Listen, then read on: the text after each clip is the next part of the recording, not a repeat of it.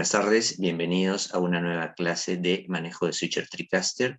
A continuación voy a compartir la pantalla. Listo. Hoy día vamos a ver tres temitas. Uno de ellos es, vamos a ver un ejemplo de una producción en vivo, o sea, un resumen de todo lo que hemos visto hasta ahorita. Cómo es el manejo del switcher desde que se crea una sesión hasta que ya se hace la transmisión de un programa. Luego vamos a empezar a ver qué cosa es el chroma key y cuál es el procedimiento correcto para hacer un buen chroma, que es una de las funciones que, para las cuales sirve este TriCaster. En otros switchers, no en todo se puede cromar y es necesario tener una máquina aparte. En el caso del TriCaster, sí permite hacer croma. Entonces vamos a empezar con lo que es el ejemplo completo de una producción en vivo hecha en el TriCaster. El video está en inglés, pero atendiendo bien a la gráfica, a las imágenes, van a poder darse cuenta del manejo del switcher.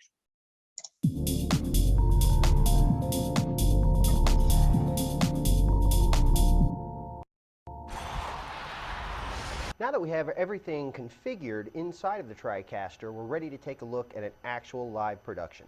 Let's look at the switcher and the downstream keys available in the TriCaster.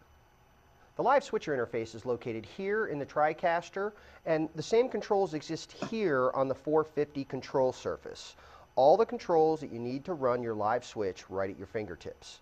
Now, as we look at the switcher interface itself, there's a program bus, a preview bus, and a utility row, which can be delegated for 4 different uses. It can be an effects row, it can be the source selector for DSK1 or DSK2, and it can also be the selector for what's going out of the auxiliary video output. Now, over here we have our transition controls, and again, the transition controls are here on the control surface.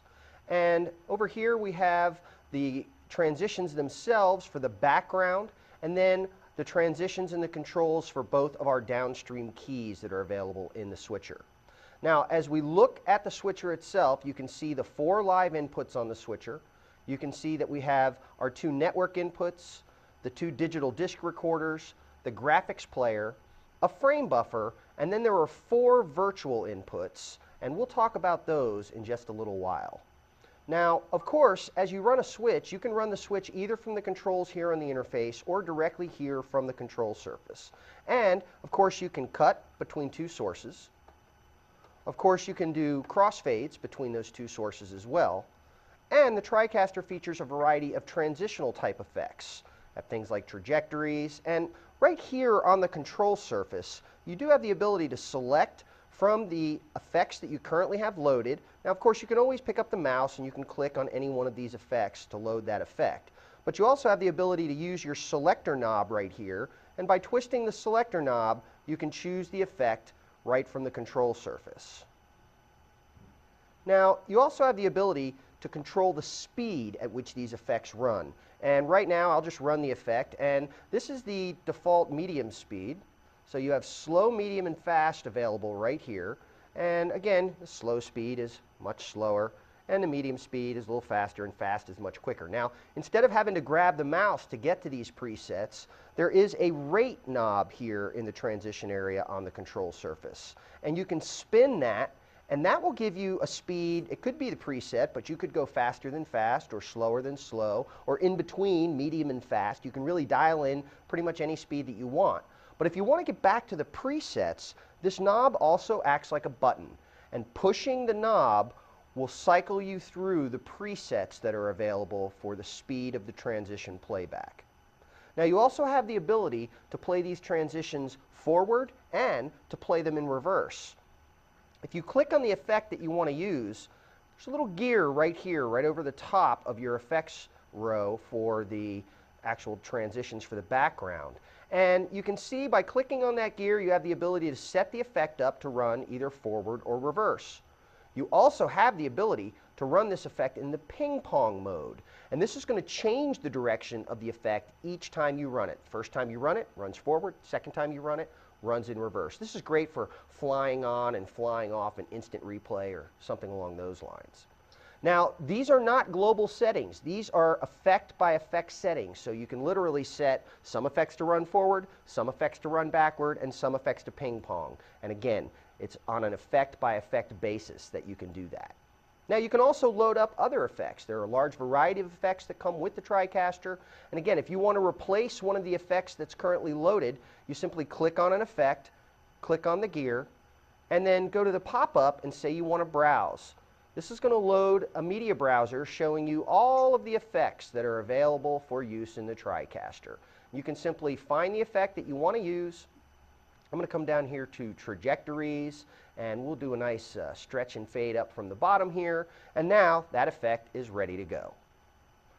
Now that seems to be running a little slow, so again, I hit my rate button here. Now I'm running a little bit faster. Hit the rate button again. Now I'm running at the fast speed. So again, very easy to adjust your effect speed from the rate knob right here. Now you can also adjust whether the effect is running forward or backward from the control surface as well. The selector knob that allows you to select which effect you want to use is also a button. And if you push down on that, it reverses the direction that the effect is currently running. And you can see on the interface that it changes from reverse to normal when you push that button.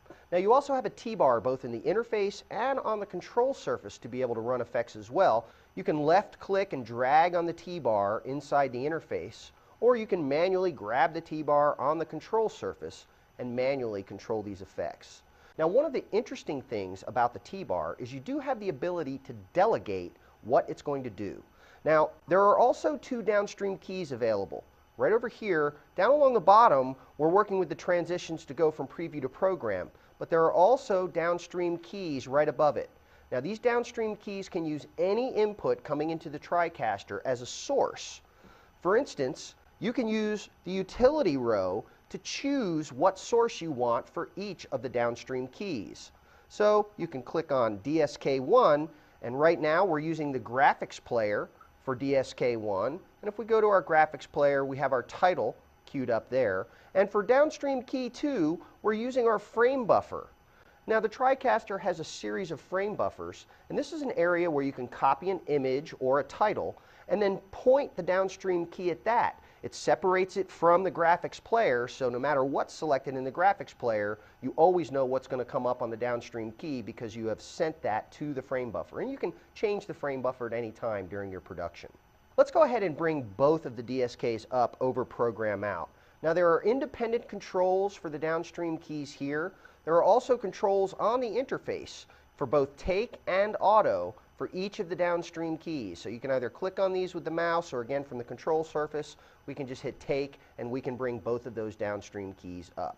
Now again, you do have the ability to use transitions to bring those on and off the screen, and it's the transitions listed right here. So you can, again, all the same techniques work that we use to load and manipulate the transitions down below, except for the fact when you're using a downstream key, your transitions are automatically always in ping pong mode because you're always going to fly that graphic on and then fly it back off with the same motion. So that happens automatically for you within the TriCaster. Now, one of the great things about any of the inputs in the TriCaster is that you can crop, scale, position, and rotate it. So we can take our overlay here, which is on DSK number 2, and I've got a positioner area of the control surface right here in which I can select what it is that I want to modify, and I'm going to say I want to modify downstream key 2. And now you have the ability to scale that down. Again, with the joystick, I'm turning the joystick like a knob, like a volume control, and that's scaling it. And then just pushing the joystick up into the corner. We also have the ability to rotate, so we can rotate that graphic around a little bit. And there's also a crop control there as well. You do have a reset button, so you can reset both of those variables. And again, the reset button only resets whatever is currently selected. So if you want to reset everything, you've got to hit reset for all of the variables. Now, if you want to be able to do those adjustments from the interface, you've got this little crosshair right here next to the gear. And if you bring that up, you have all of the same controls right here that you have on the control surface. So again, we can move this around, we can scale it. Now when you're working with the controls on the interface, I would recommend working with the icons, not trying to scale the individual axes here. So just click right on the icon and you can just use the mouse. We can rotate that around a little bit. We can scale it up and down. And you have all the same controls right here on the interface that you have on main out.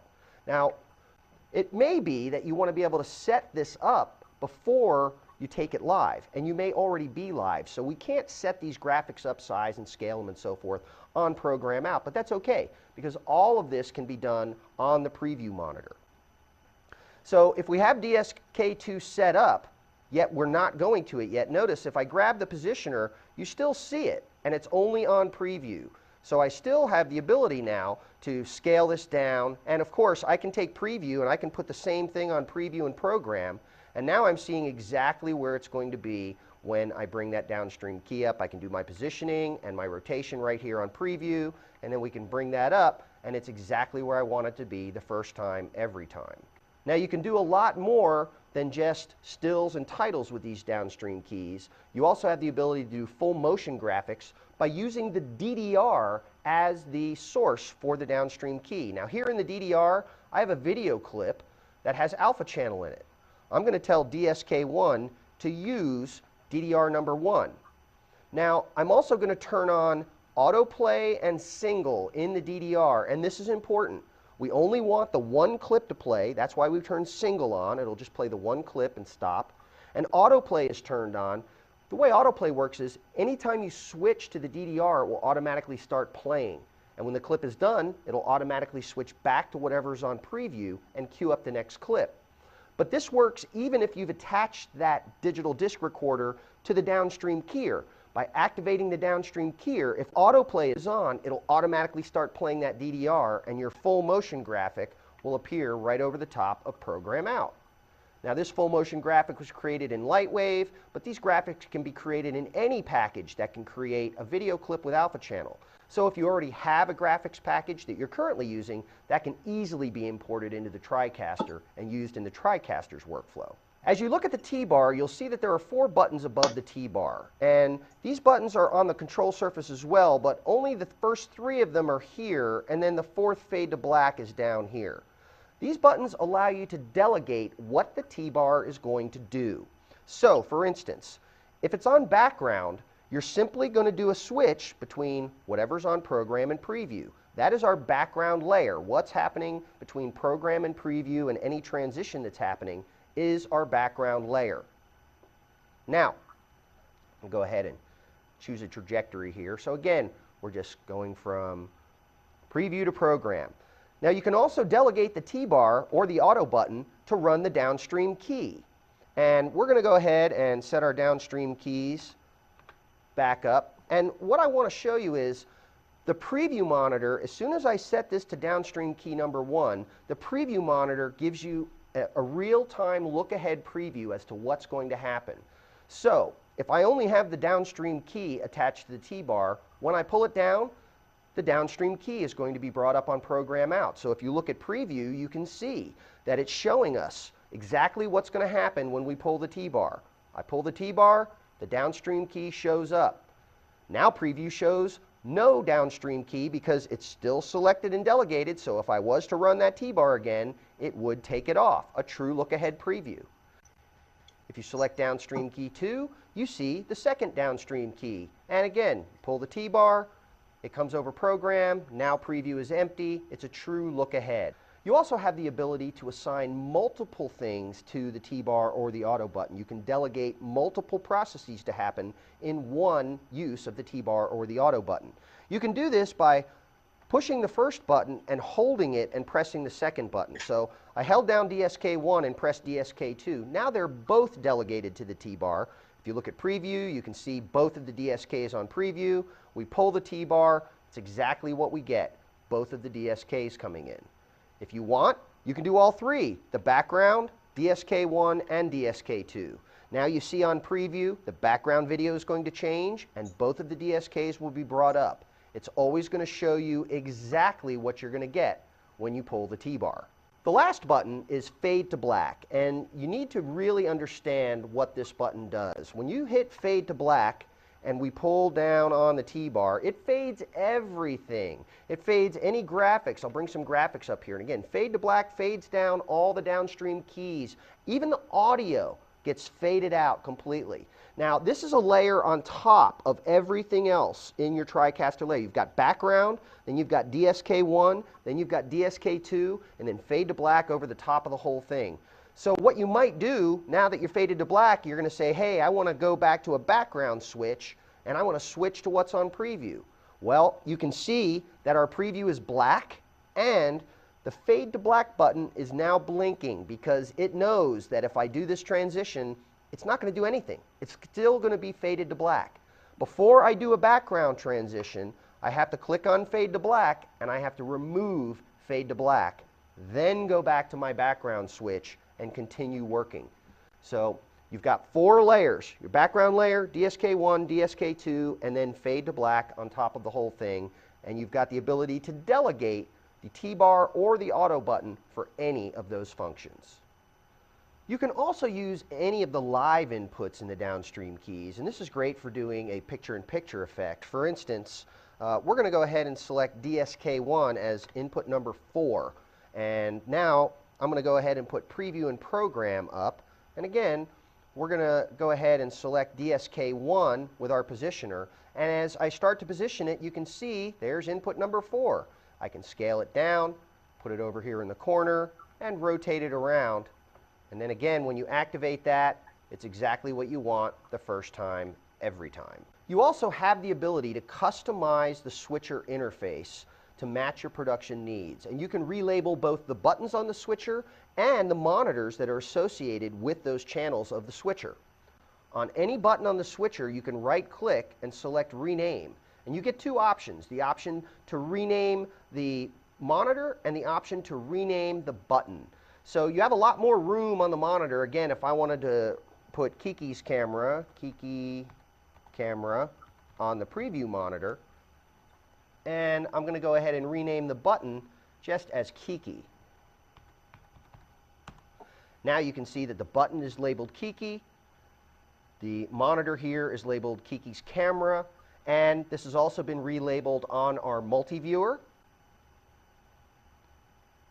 And if you go into one of our virtual input setups where there's another switcher, it's also been renamed in this switcher. So the renaming of any of the buttons or any of the monitors within the interface is propagated throughout the entire interface automatically.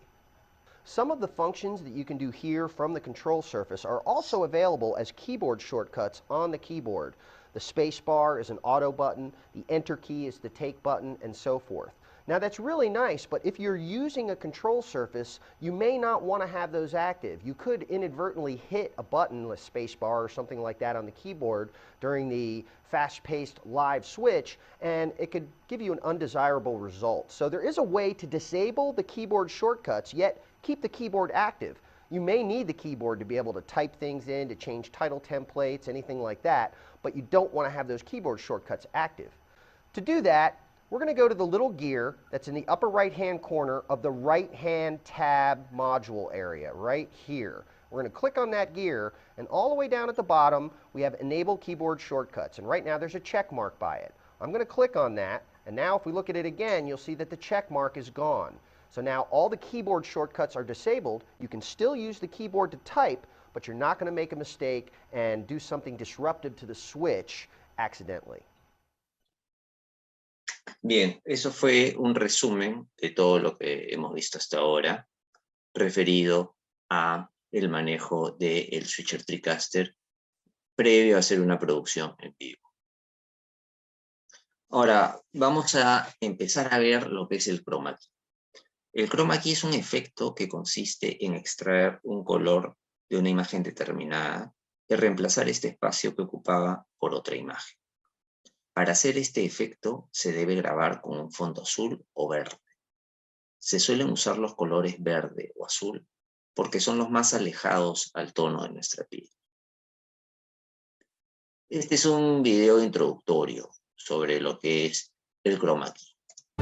En el cine de hoy en día se puede crear cualquier cosa. Puede parecer una tarea fácil, pero hacerlo bien...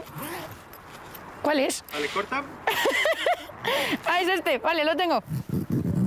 ¡Ya! ¡Ay, que me pillo el pelo! Pero hacerlo bien es un arte y hoy os lo vamos a demostrar. Se requiere de horas, mucha atención en los pequeños detalles y creatividad. Gran parte de estos trucos son creados con una técnica llamada croma, así que coged papel y lápiz, porque hoy vamos a aprender de qué va esto. Hola, soy Natalia Sprenger y hoy voy a descubrir las infinitas posibilidades del croma.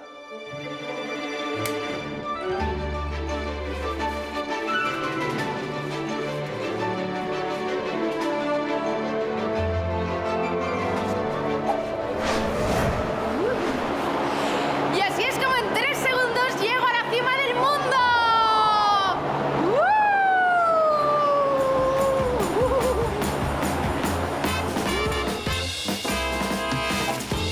¿Lo veis? Este es el motivo por el que los meteorólogos nunca van de verde. Pero, ¿por qué verde? Principalmente porque junto al azul es el color opuesto a los tonos de la piel humana. Además, es fácil de iluminar y pocas veces se utiliza en el vestuario.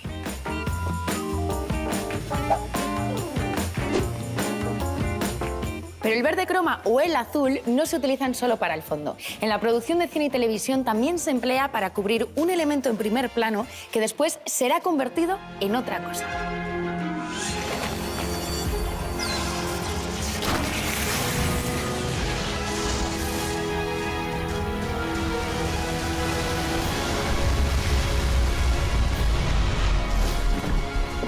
Un momento, ¿qué son esos puntos?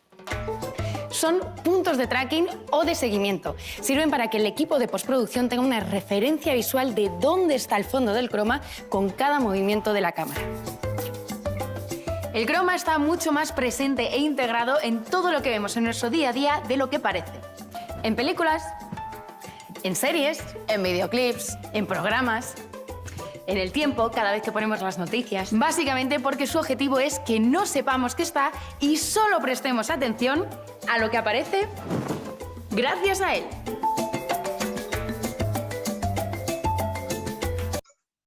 Listo, esa es una introducción para tener un conocimiento de lo que es el croma. En el cine de A hoy... continuación, vamos a ver los pasos. Los pasos a cromar. O sea, lo que hemos visto es... se necesita, pues, hacerlo poco a poco, ¿no? Como primer paso, se debe iluminar el personaje y el fondo por separado, como está en esta figura. Hay 2 reflectores de 1000 apuntando hacia el fondo y hay 3 reflectores apuntando hacia el objetivo. La cámara está en este punto y, como pueden ver, la iluminación es por separado. En el paso 2, el fondo debe estar lo más parejo iluminado, lo más parejo posible, sin ninguna sombra, como en esta foto. La iluminación debe ser bien pareja. ¿Qué sucede si no es pareja? Empiezan a aparecer arrugas y se ve como unos defectos, como algunas imágenes negras, empiezan a ensuciar la pantalla. Y paso 3, el personaje cromar debe estar alejado un promedio de 2 metros del fondo para que la luz de este no se refleje en él. O sea, tiene que haber una distancia mínima de 2 metros entre la persona y el fondo o la pared verde para que ese reflejo de la pared verde no vaya sobre la misma persona. Este es un video explicativo muy simple sobre lo que es el croma. Vamos a ver. En verdad no es tan complicado que un chroma key salga bien. Sigue conmigo estos pasos y te aseguro que tu chroma key va a quedar excelente. Lo primero que necesitas obviamente es un fondo verde. Se suelen pintar algunas paredes con este color verde, pero creo que la mayoría, por un tema de practicidad, contamos con una tela verde. La venden por todos lados y no es complicado conseguirla. La mejor manera de montarla es usando un portafondos, que son estos parantes y una barra horizontal que también son fáciles de conseguir porque muchos fotógrafos la usan para retratos. Entonces lo esencial es el fondo verde. Es muy importante que la tela quede muy tensa, incluso más tensa de lo que lo he podido hacer yo para este ejercicio. Definitivamente esto influye a la hora de trabajar en postproducción, a la hora de hacer el croma ya en After Effects. Hay ganchos hechos para este fin, Pero si no lo tienes, la cinta masking tape puede hacer un buen trabajo. No quiero dejar de hablar de la locación. Trata de tener bastante espacio para el croma. Proyéctate que la persona esté parada aproximadamente de 2 a 3 metros separada del fondo, para evitar que una vez que se ilumine el fondo, haya un rebote de la luz ya de color verde hacia la persona. Mientras más lejos esté la persona del fondo, va a ser más difícil que le caiga un rebote de una luz verde a su espalda. Debes ser tú quien tiene control sobre la luz, por eso es que si hay alguna entrada de luz natural, debes bloquearla como yo lo he hecho para este ejemplo, porque como te imaginarás, a lo largo del día la intensidad y la temperatura de color de la luz va variando. Por eso es importante que seas tú quien maneje la luz. Justamente con respecto a la iluminación, a la hora de hacer un croma yo no uso menos de 5 luces, 2 luces suaves para el fondo, en este caso 2 softboxes, 2 luces para la persona que estará frente a cámara y una quinta luz para lograr un brillo en el cabello de la persona. Con respecto a la relación entre el fondo y la persona que sale frente a cámara, hay 2 principios que tenemos que tener en cuenta. El primero es que debemos iluminar el fondo de manera constante, o sea que debe caerle la misma intensidad de luz a la mayor parte de la tela verde. Esto lo puedes comprobar con las cebras de la cámara. Asegúrate de que las cebras estén presentes sobre toda la superficie verde de manera constante. El segundo principio que debes respetar es que la intensidad de luz que caiga sobre la persona debe ser 1 o 2 stops por encima del fondo. Es decir, el sujeto debe estar iluminado con mayor fuerza que el fondo. Todo esto para que la eliminación del fondo sea mucho más sencillo en After Effects. Quiero agradecerle a mi hija Valeria porque una semana más ha aceptado ayudarme para este tutorial. Muchas gracias, Vale.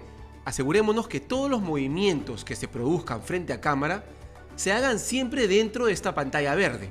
Si alguna parte del cuerpo de la persona sale del fondo, no se va a poder cromar. Por eso a la hora de grabar hay que estar muy atentos de que la persona o ninguna parte de su cuerpo salga del fondo. Una manera de atenuar las arrugas e imperfecciones del fondo es alejarse y grabar con un lente largo y luminoso, que te permita desenfocar el fondo. En mi caso yo usé un Sony 50mm 1.8 y un lente Sigma 18-35mm 1.8 también. Entonces eso me ha permitido desenfocar el fondo con mayor facilidad. Hasta aquí entonces la grabación. Hagan algo creativo y una vez terminada la grabación nos vamos a la edición. Bien, y ahora vamos a ver otro video que también explica este proceso de croma. Hola, hoy vamos a hablar sobre cómo debemos iluminar un croma.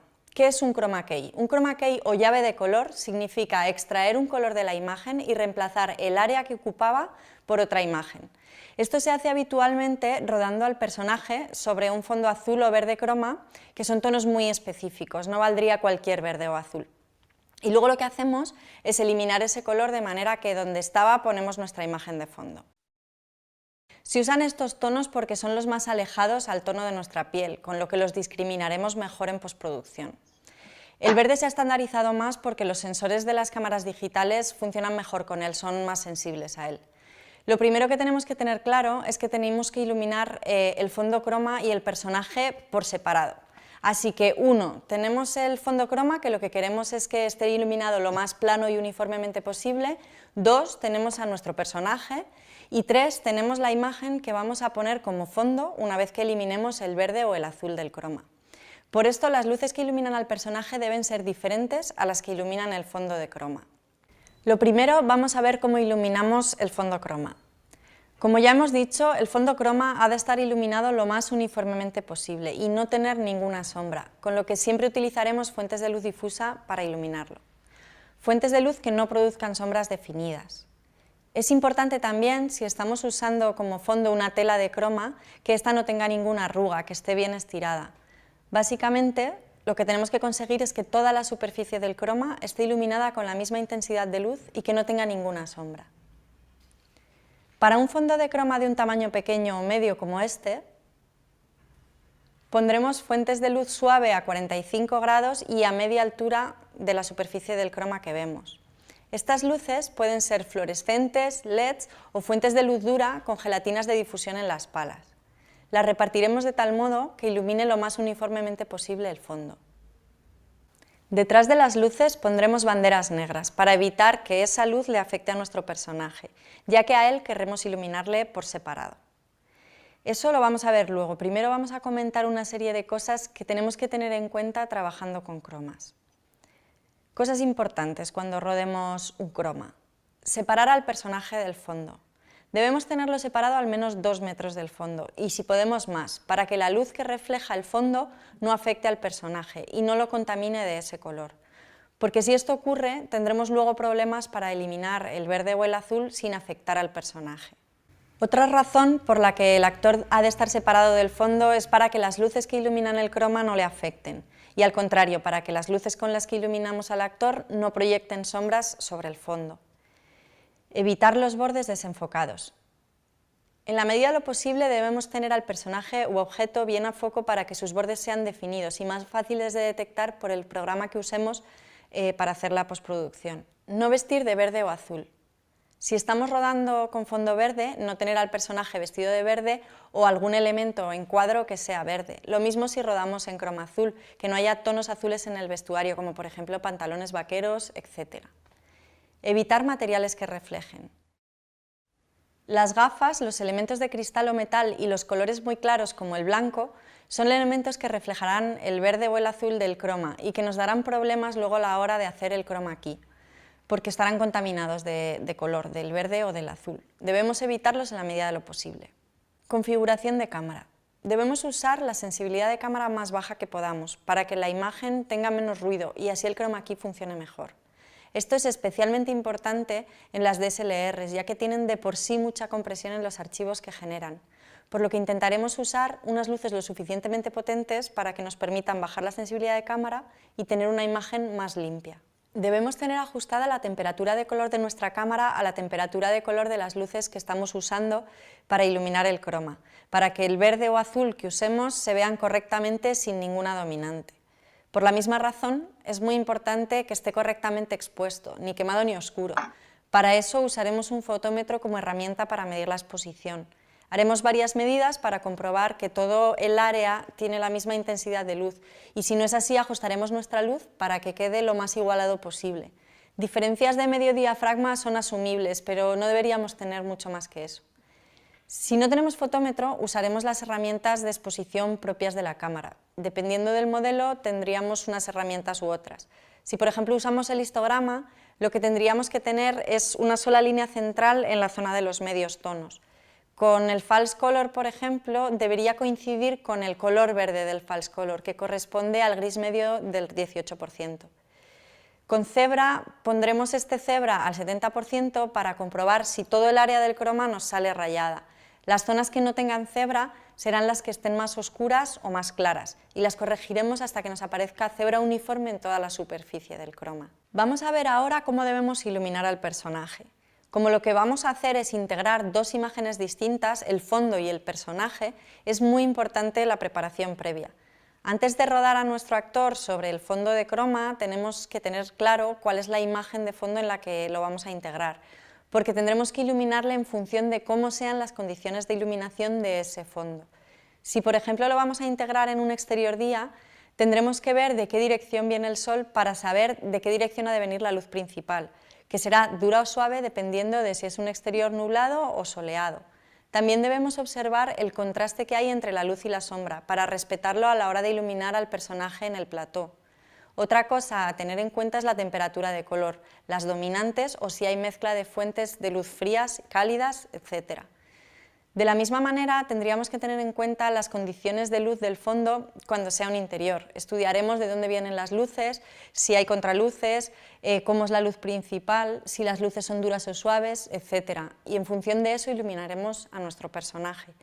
Cuanto más tengamos en cuenta estas condiciones de luz a la hora de iluminar, mejor integrarán luego las dos imágenes, más creíble será el resultado final. La altura de cámara, el diafragma y la focal que elijamos para rodar al personaje han de ser las mismas que usemos para rodar el fondo en el que luego se integrará este personaje. Habitualmente lo que se hace es apuntar estos datos para reproducirlos lo más fielmente posible. ¿Cuándo usar croma verde y cuándo azul? En función del vestuario del personaje o de los objetos que aparezcan. Si los objetos o el vestuario tienen que ser verdes, usaremos croma azul y viceversa. En función de dónde vayamos a integrar al personaje. Si es en un exterior día, lo rodaremos en verde, ya que los posibles restos de verde que queden en los bordes después de hacer el chroma key se disimularán mejor con el fondo. Si por el contrario lo vamos a integrar en una imagen nocturna o muy oscura, mejor usar el croma azul. En función del espacio que tengamos.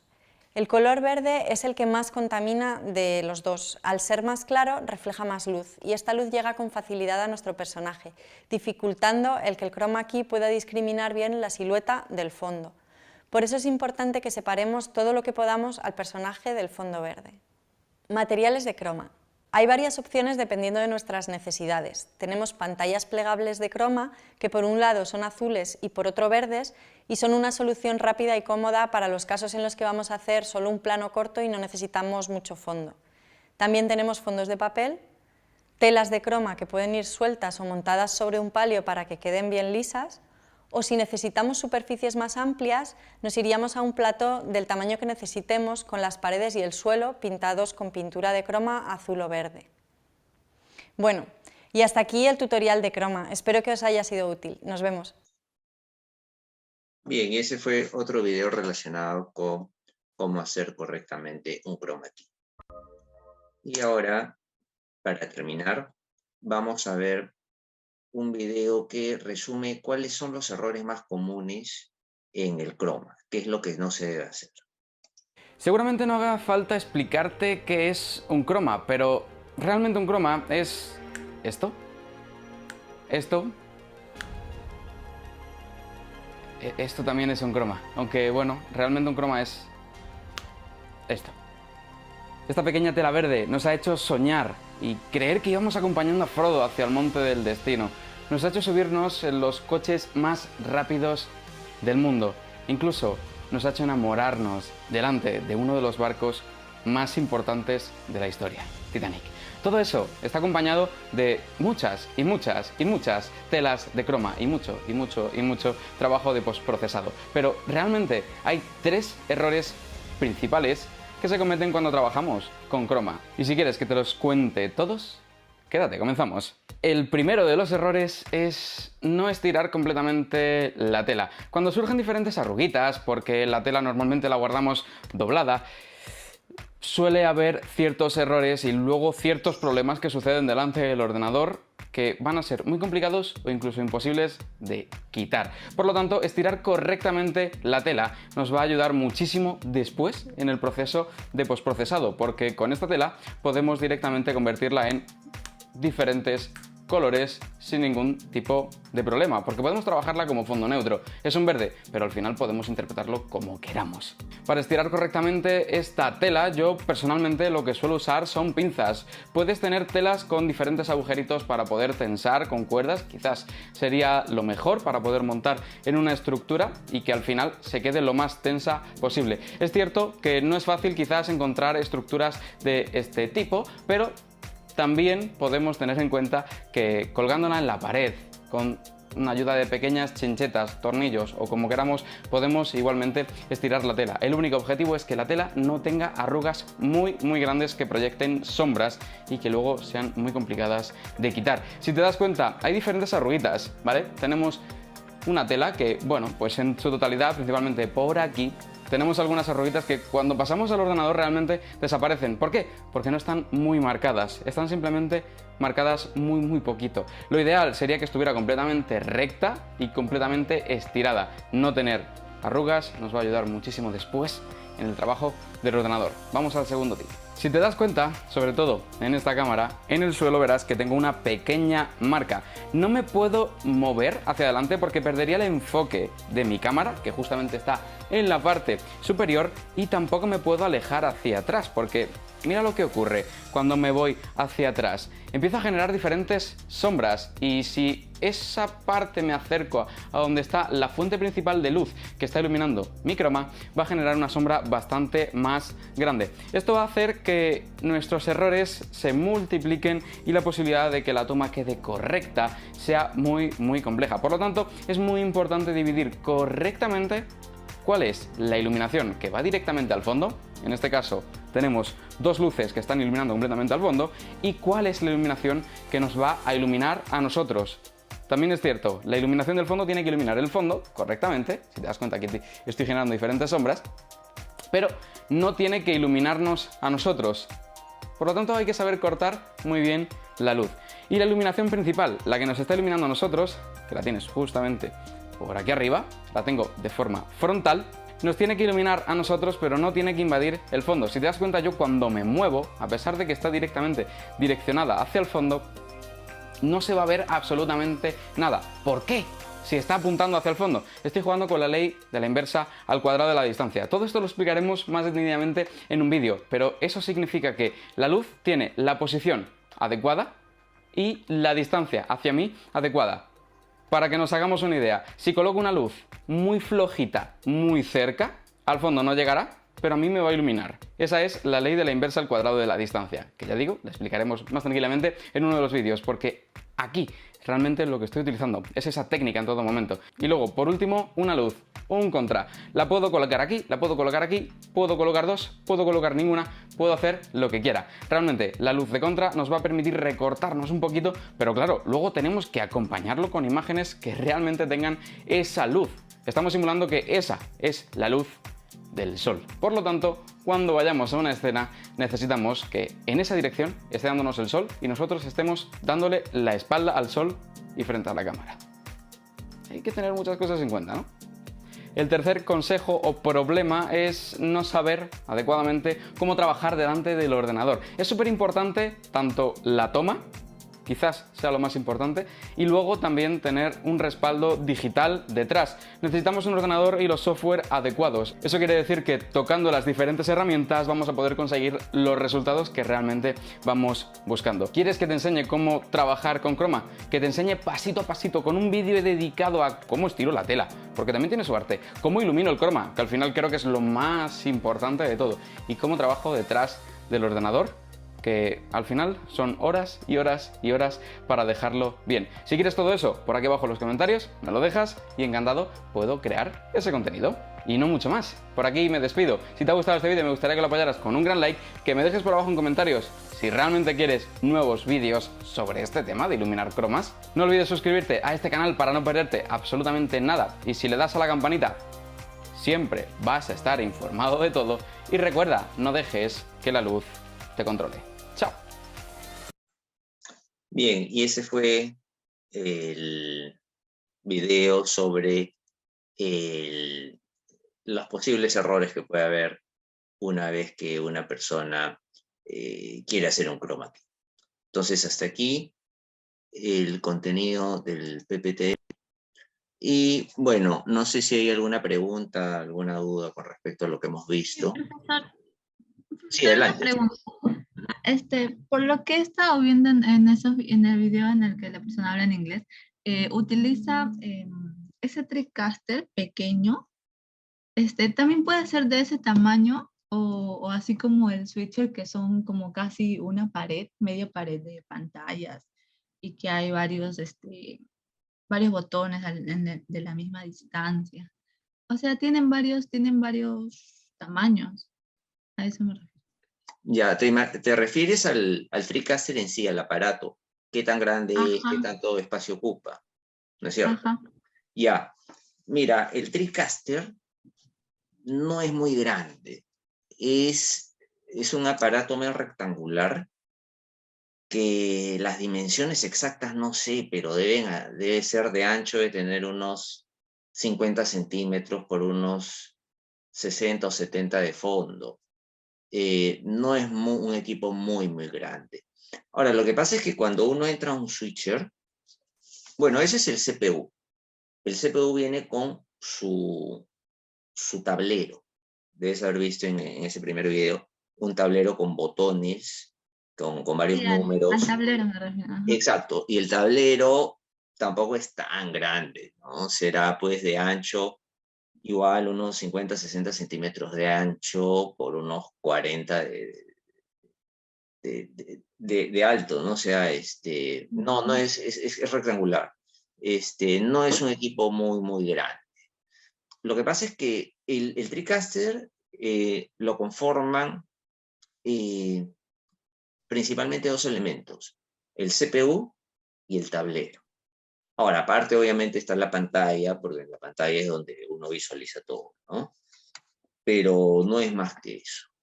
Ahora, lo que sucede, de repente, cuando uno entra a un switcher, ve un rack con muchos aparatos, con Muchas pantallas. claro, muchas pantallas, ¿no? Entonces Ajá. uno dice, ¿qué es esto? Parece una nave espacial, ¿no?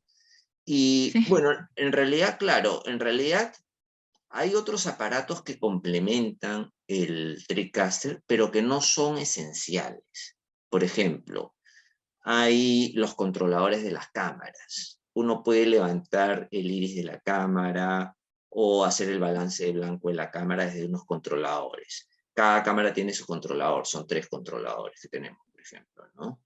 Ya, pero o sea, son 3, el TriCaster lo puede manejar más de una persona, o solo una persona. Lo que pasa es que en el TriCaster no solamente haces dirección de cámara, sino que insertas Ajá. títulos, por ejemplo, o insertas Ah, sí. logos, o tienes Ajá. que mandar de repente un reportaje, una noticia o una tanda comercial. Entonces, lo aconsejable es que lo operen 2 personas. El director, el que selecciona, y el que lanza los videos o pone los créditos o pone las fotos. Es lo ideal. Se puede hacer con una sola persona, pero va a tener que estar rapidito haciendo todo, se podría equivocar, ¿no? O sea, lo ideal es hacerlo entre 2. Ujú. Ya, profesor, gracias. Así es, Esa Carmen. era mi duda. Listo, muchísimas gracias. Entonces, bueno, eso ha sido todo por hoy. Nos volvemos a ver entonces el próximo lunes a la misma hora. Muchísimas gracias.